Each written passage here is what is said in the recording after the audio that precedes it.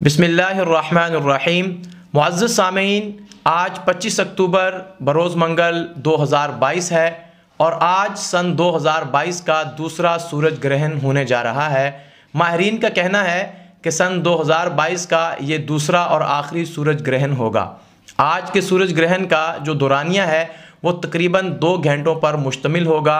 ये सूरज ग्रहण यूरोप, शुमाली अफ्रीका, मशरक़ वुस्ता और एशिया के मुख्तलिफ हिस्सों में होगा। पाकिस्तानी वक्त के मुताबिक ये 1:58 पर शुरू होगा, 4 बजे अपने उरूज पर होगा और 6:02 पर यह ख़त्म हो जाएगा।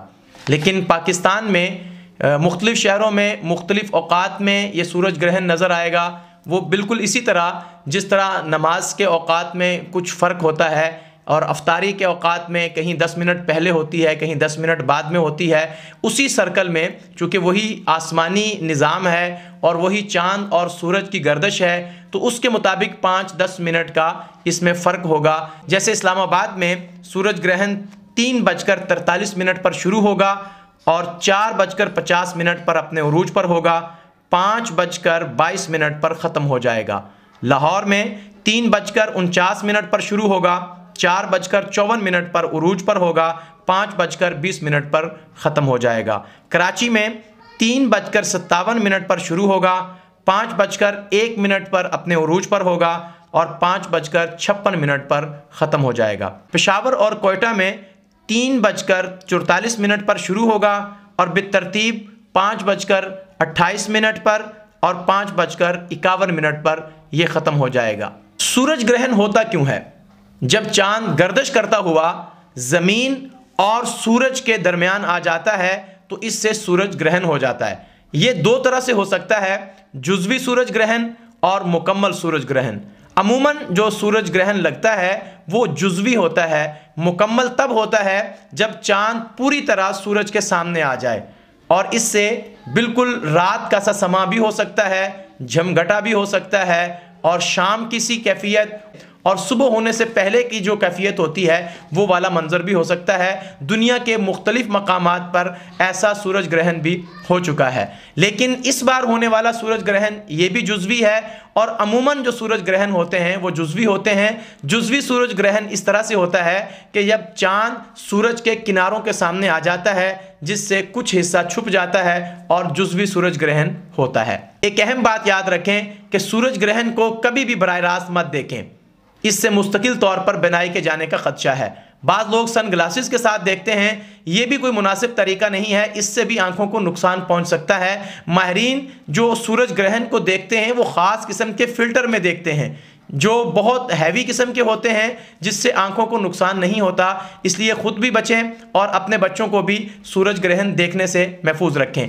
ऐसे मौके पर बहुत सी ऐसी खुराफात होती हैं, ख़ासकर वो लोग जो आमिलीन होते हैं, अमलियात से जिनका ताल्लुक़ होता है और नजूम से जिनका ताल्लुक़ होता है, जो पखंडबाजी करते हैं या कोई गलत किस्म के अकायद और नज़रियात रखते हैं, वो लोगों को इस ख़ास मौके के लिए तैयार रखते हैं।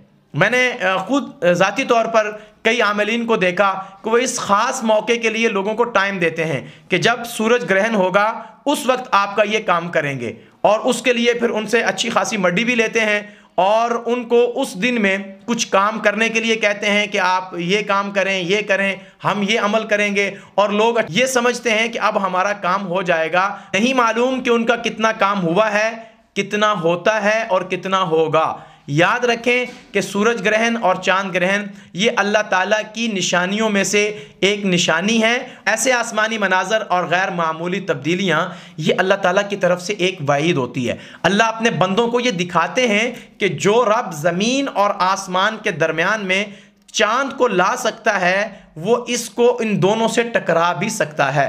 और ये सच बात है कि अगर इस गर्दिश का जो आसमान और ज़मीन और सूरज की जारी है, अगर 1 करोड़वां हिस्सा भी, 1 सेकंड का करोड़वां हिस्सा भी उसके अंदर ताअत्तुल आ जाए या उसमें तेज़ी आ जाए या कमी आ जाए तो पूरा निज़ाम कायनात जो है वो तबाह बर्बाद हो जाए, दरम भरम हो जाए और समझो कि क़यामत आ जाए। तो ये अल्लाह तबारक व तआला की निशानियों में से है।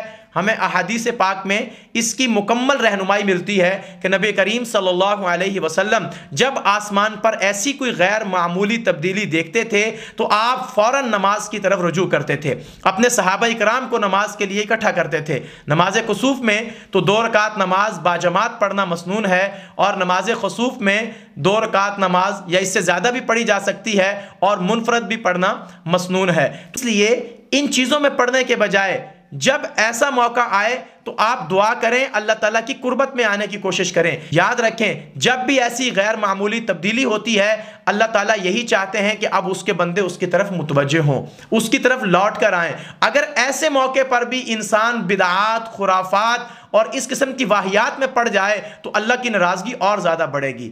और जब भी सूरज ग्रहण या चांद ग्रहण हो तो आप फ़ौरन इस्तग़फ़ार शुरू करें, अल्लाह ताला की तरफ मुतवज्जे हों, सदका खैरात करें, आमाल मसनूना में लग जाएं और अल्लाह ताला से अपने गुनाहों की माफ़ी मांगते हुए आइंदा गुनाहों से बचने की कोशिश करें। यकीनन ये वो लम्हात होते हैं जब इंसान के अंदर की कैफियत पूरी तरह बदल चुकी होती है और ऐसी कैफियत में जब वो अपने मालिक को पुकारता है, मुस्तरिब होकर, बेकरार होकर, डर और खौफ के साथ जब वो अपने रब को पुकारेगा, अपने मौला के सामने अपनी आर्जी पेश करेगा, इस्तग़फ़ार करेगा, तो अल्लाह तबारक व तआला ज़रूर उसकी तौबा भी कबूल फरमाएंगे, उसकी दुआएं भी कबूल फरमाएंगे और उसकी आफात और बलियात को भी अल्लाह दूर फरमा देंगे। तो इसलिए इस मौके पर आपने अल्लाह की तरफ रुजू करना है, बल्कि यूं समझना है कि अल्लाह ने हमें ये एक मौका दिया है कि हम अल्लाह की तरफ रुजू करें। आज 25 अक्टूबर को होने वाले चांद ग्रहण के मुतालिक लोग मुख्तलिफ बातें कर रहे हैं कि ये पाकिस्तान के लिए बहुत भारी है। बाज़ लोग इसको इमरान खान के साथ जोड़ रहे हैं, बाज़ लोग इसको शहबाज शरीफ की हुकूमत के ख़त्म होने के साथ जोड़ रहे हैं। तो याद रखें, इन तमाम चीज़ों का जो जोड़ है ये बेवजह और बेजोड़ है,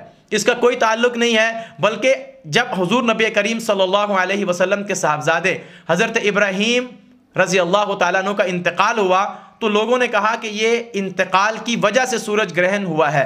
तो आप नबी करीम सल्लल्लाहु अलैहि वसल्लम ने वाज़ेह इरशाद फरमाया कि सूरज और चाँद, इनका घटना बढ़ना, ये कसूफ ये अल्लाह की निशानियों में से एक निशानी है, इसका किसी के मरने और जीने के साथ कोई ताल्लुक नहीं है। तो याद रखें, ये अल्लाह ताला की एक सरी निशानी है। वाज़े तौर पर अल्लाह ताला अपने बंदों को इससे डराना चाहते हैं और अपने बंदों को अपनी तरफ मुतवज्जे करना चाहते हैं।